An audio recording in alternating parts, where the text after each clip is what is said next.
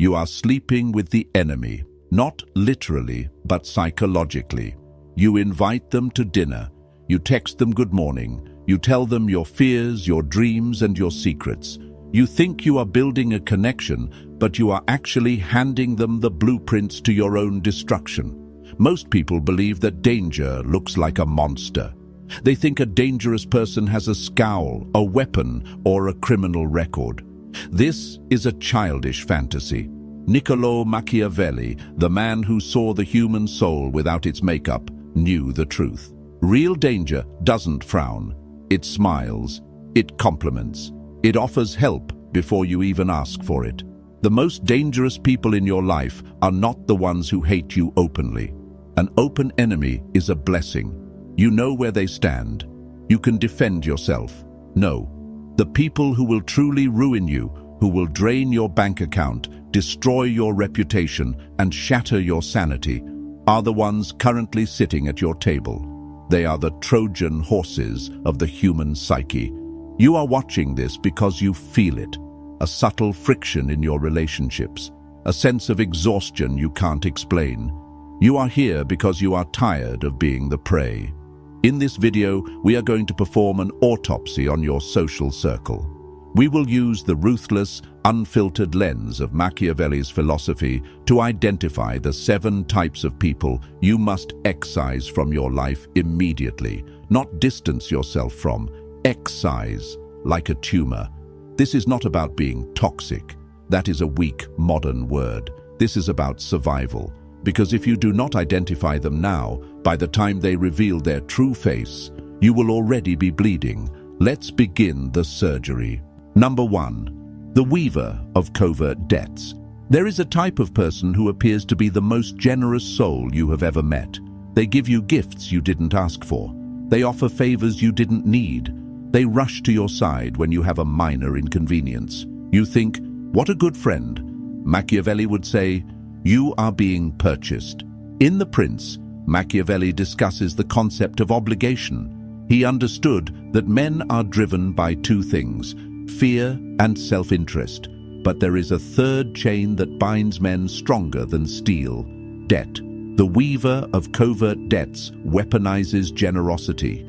They do not give to help you, they give to indebt you. Every favor is a coin placed in a meter, and eventually the time runs out.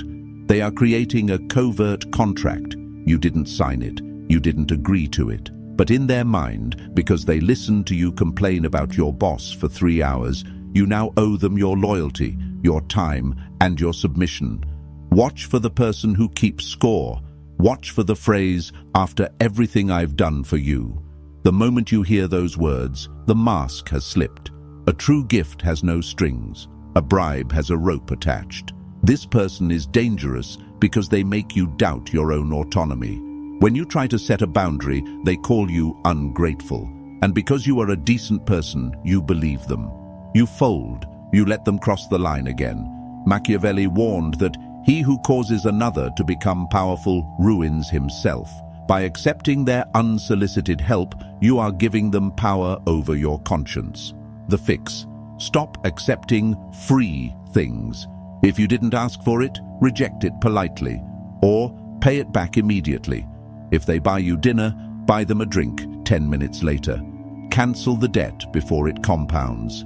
If they get offended that you settled the score, you have found your weaver. Cut the string. Number 2. The information spy. Knowledge is not just power, it is ammunition. We have all met someone who gets too deep, too fast. You meet them, and within an hour, they are telling you about their childhood trauma, their darkest fears, their sins. They make themselves incredibly vulnerable. Your empathy kicks in. You feel honored that they trust you. The social dynamic of reciprocity demands that you match their energy. So, you lower your shield. You tell them about your marriage problems. You tell them what you really think of your boss. You tell them your weakness. You have just handed a loaded gun to a toddler. This is the information spy. They use false vulnerability as a hacking tool. They aren't opening up to heal. They are opening up to get you to lower the drawbridge. Machiavelli advised princes to be secretive, to never let your intentions be known. Why? Because if your enemy knows what you fear, they know where to strike. The information spy collects secrets like trading cards, and they will trade them. Have you noticed that this person always has gossip about others? They tell you things they shouldn't be saying about their other friends. Here is a rule of human physics. If they do it with you, they will do it to you. The danger here is reputation, destruction. When the relationship inevitably sours, and it will, because these types crave drama, your secrets will become their currency. They will rewrite history, using your own vulnerabilities to paint you as the villain and themselves as the victim. The fix. Practice the art of grey rocking. Be boring. When they dump trauma on you too early, do not reciprocate. Listen, nod, but keep your mouth shut about your own life. Watch their reaction. If they press, if they probe, if they ask, "Come on, tell me. I told you my stuff." You are looking at a spy. Close the file. Number 3. The architect of misfortune. There is nothing more dangerous than associating with those who are drowning. A loose adaptation of Machiavellian thought, but accurate to his philosophy on fortune. Machiavelli believed in fortuna, luck. He believed that some people are favored by it and some are cursed by it. But if you look closely at the cursed, you will see a pattern. This is the person who is always in a crisis. If it's not their car, it's their health. If it's not their health, it's a crazy ex. If it's not the ex, it's an unfair boss. They are the architect of misfortune. At first, you feel sorry for them. You want to save them. You are the hero. But you need to look closer. Their bad luck is almost always the result of poor impulse control, lack of discipline, and a refusal to learn from mistakes. But they will never admit that. To them, the universe is a bully. Why are they dangerous? Because misfortune is contagious. Not in a mystical way, but in a practical way. If you tie your boat to a sinking ship, you do not keep them afloat. They pull you down. Their crisis becomes your crisis. Their emergency drains your time, your money, and your mental bandwidth. Machiavelli was ruthless about this. He advised avoiding the unlucky not out of superstition, but out of self-preservation. These people are black holes. They swallow light. No matter how much energy you pour into them, they remain dark. They don't want a solution. If you offer them a solution, they will find a reason why it won't work. They want a witness to their suffering. They want you to validate their victimhood so they don't have to change. The fix. Observe the pattern. Is it a bad month or is it a bad life? If chaos follows them like a shadow, step out of the shade. You cannot save someone who is addicted to their own destruction. Number 4. The mirror. Princes, Machiavelli wrote, have no other way of guarding themselves against flattery than by letting men understand that they will not offend you by speaking the truth. But most of us are not princes. We are insecure. We crave validation. We want to be told we are smart, attractive, and right. Enter the mirror. This person agrees with everything you say. If you hate a movie, they hate it too. If you change your mind 5 minutes later, they change theirs too. They have no identity of their own. They are a reflection of yours. It feels amazing. Finally, someone who gets you.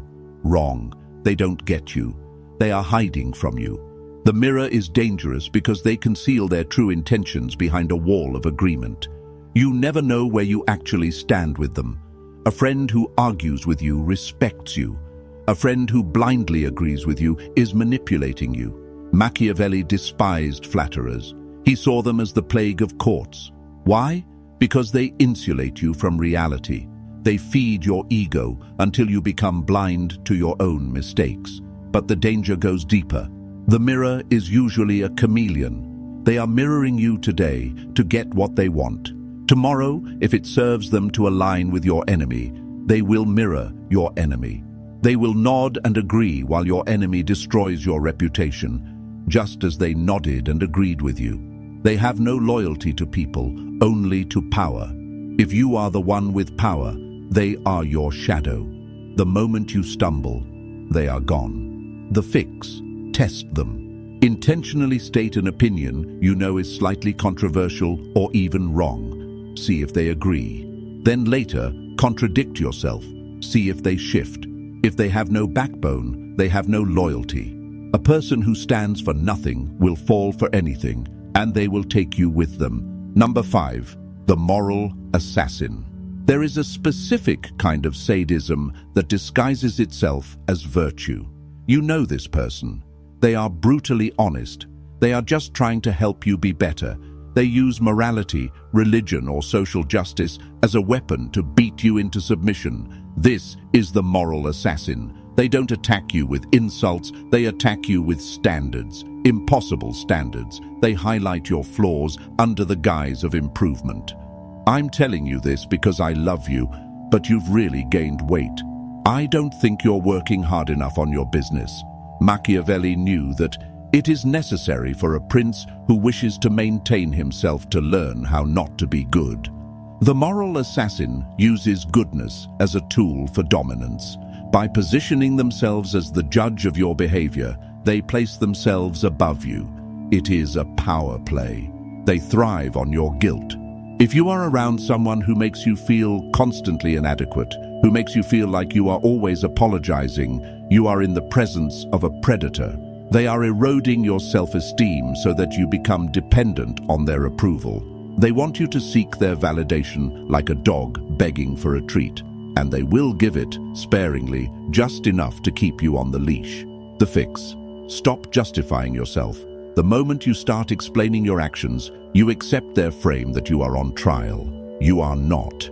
When they criticize you for your own good, look them in the eye and say, "I didn't ask for your feedback." Watch their reaction. Their virtue will turn to rage very quickly. That rage is their true face. Number 6. The neutral saboteur. The one who is not with you is against you. A concept Machiavelli touched upon when discussing alliances. In times of conflict, the most dangerous person is not the one fighting you. It is the one standing on the sidelines, watching, waiting to see who wins. This is the neutral saboteur. They are friends with you, but they are also friends with the person who betrayed you. They say, "I just don't want to get involved. I'm friends with both of you. I see both sides." This sounds mature. It is actually cowardice disguised as diplomacy. By refusing to take a stand against disrespect or betrayal, they are enabling it. Their silence is endorsement. Machiavelli despised neutrality. He argued that irresolute princes generally come to ruin. Why must you avoid them? Because they are leaks in your vessel. You cannot trust them with your plans, your feelings, or your defense. They will trade your information to the other side to maintain their neutral status. They want to be liked by everyone, which means they are loyal to no one. When the war comes, and life is war, you need soldiers, not spectators. The neutral saboteur will watch you bleed out and then tell the winner, "I never really liked him anyway." The fix: force a choice. This person hurt me deeply. Continuing to associate with them is hurtful to me. If they refuse to choose, they have made their choice. They chose themselves. You should do the same. We have covered 6 of the 7 faces of danger: the weaver, the spy, the architect, the mirror, the assassin, and the saboteur. But the seventh is the most devastating of all. Because the 7th type doesn't just hurt you, they become you. They consume your identity until there is nothing left. This is the archetype that Machiavelli feared the most in his own political life, the one that ended careers and toppled dynasties. And chances are you are mistaking their behavior for love right now. Number 7. The envious mimic. There is a form of hatred that looks exactly like admiration. You meet someone who puts you on a pedestal. They love your style. They love your ideas. They start dressing like you. They start using your vocabulary. They take up your hobbies. They ask for your advice on everything. At first, your ego loves it. You feel like a mentor. You feel like a leader. But then the shift happens. They start taking credit for your ideas. They start befriending your friends behind your back, telling them stories that sound slightly off. They start competing with you in areas where there was no competition before. This is the envious mimic. Machiavelli observed that men are so simple that he who deceives will always find those who allow themselves to be deceived. The mimic deceives you by wearing your own face. The psychological mechanism here is not just jealousy. Jealousy is wanting what you have. Envy is wanting you not to have it. The mimic does not want to be like you. They want to replace you.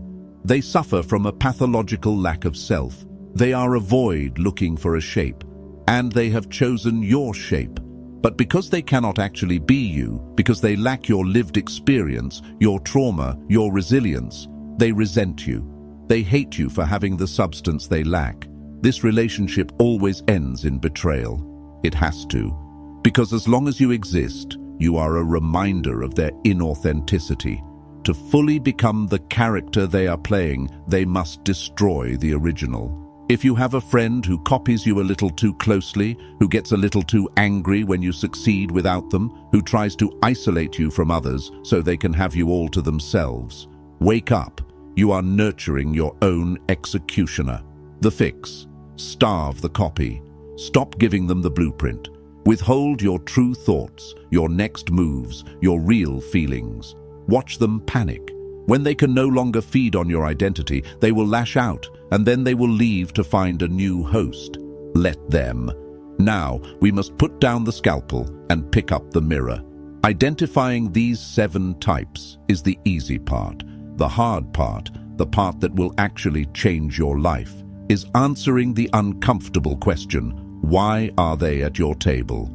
Dangerous people do not break into your life. You invite them in, you give them the key, you pour them a drink. Machiavelli wrote, "A prince who is not wise himself cannot be wisely counseled." If your life is full of parasites, it is because you have created an ecosystem that feeds them. You are the common denominator. We must look at the 3 internal weaknesses that act as magnets for these dangerous types. If you do not fix these, you will cut off one head of the hydra and 2 more will grow back. Weakness A.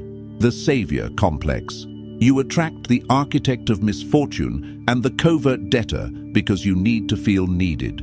You derive your self-worth from fixing others. You think you are being good, but you are actually being arrogant. You believe you have the power to change human nature. You don't. By trying to save everyone, you are merely signaling that you have no boundaries. You are a resource to be harvested. Weakness B. The fear of solitude.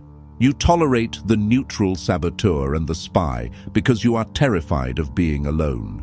You would rather have fake friends than no friends. You keep the seat filled because the silence of an empty room forces you to face your own thoughts. Machiavelli knew that a strong leader must be able to stand alone. If you cannot be happy in an empty room, you will always be a slave to whoever walks through the door. Weakness C. The need for validation.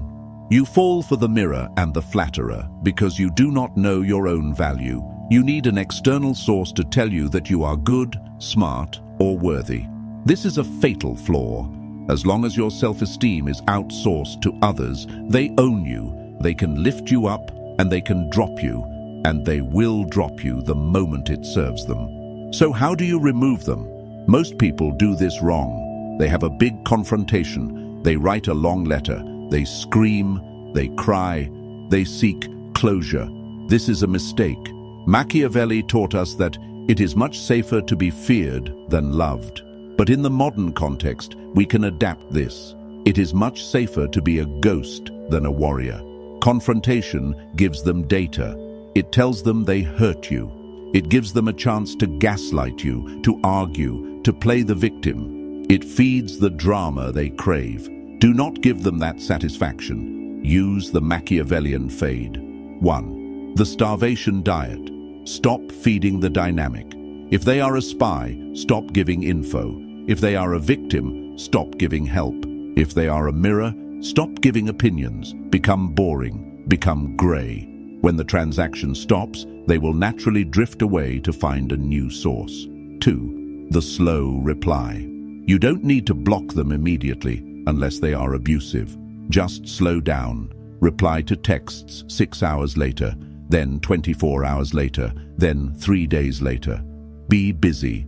Dilute the connection until it dissolves. 3. The emotional firewall. Be polite but impenetrable. Treat them like a coworker you don't know very well. I'm good, thanks. Hope you're well. No details, no hooks. 4. The guillotine, for extreme cases. If they are the envious mimic or the moral assassin, subtlety might not work.